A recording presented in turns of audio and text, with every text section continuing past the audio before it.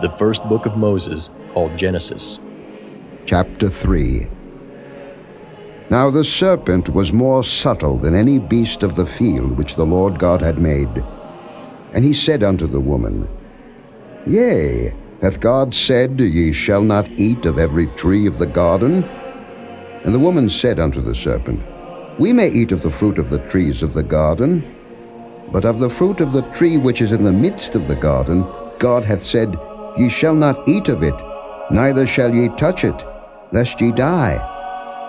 And the serpent said unto the woman, Ye shall not surely die, for God doth know that in the day ye eat thereof, then your eyes shall be opened, and ye shall be as gods, knowing good and evil.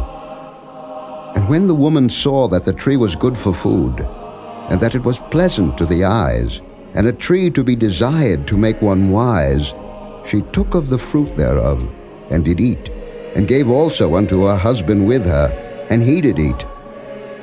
And the eyes of them both were opened, and they knew that they were naked.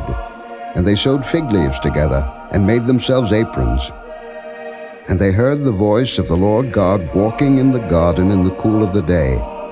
And Adam and his wife hid themselves from the presence of the Lord God amongst the trees of the garden. And the Lord God called unto Adam, and said unto him, Where art thou? And he said, I heard thy voice in the garden, and I was afraid, because I was naked, and I hid myself. And he said, Who told thee that thou wast naked? Hast thou eaten of the tree whereof I commanded thee that thou shouldest not eat? And the man said, The woman whom thou gavest to be with me, she gave me of the tree, and I did eat. And the Lord God said unto the woman, What is this that thou hast done? And the woman said, The serpent beguiled me, and I did eat. And the Lord God said unto the serpent, Because thou hast done this, thou art cursed above all cattle, and above every beast of the field. Upon thy belly shalt thou go, and dust shalt thou eat all the days of thy life, and I will put enmity between thee and the woman, and between thy seed and her seed. It shall bruise thy head, and thou shalt bruise his heel. Unto the woman he said, I will greatly multiply thy sorrow and thy conception. In sorrow thou shalt bring forth children, and thy desire shall be to thy husband, and he shall rule over thee. And unto Adam he said, Because thou hast hearkened unto the voice of thy wife, and hast eaten of the tree of which I commanded thee, saying, Thou shalt not eat of it. Cursed is the ground for thy sake. In sorrow shalt thou eat of it all the days of thy life.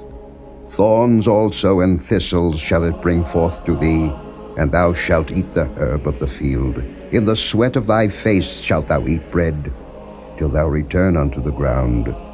For out of it wast thou taken. For dust thou art, and unto dust shalt thou return. And Adam called his wife's name Eve, because she was the mother of all living. Unto Adam also and to his wife did the Lord God make coats of skins, and clothe them. And the Lord God said, Behold, the man is become as one of us, to know good and evil. And now, lest he put forth his hand, and take also of the tree of life, and eat, and live forever. Therefore the Lord God sent him forth from the Garden of Eden, to till the ground from whence he was taken.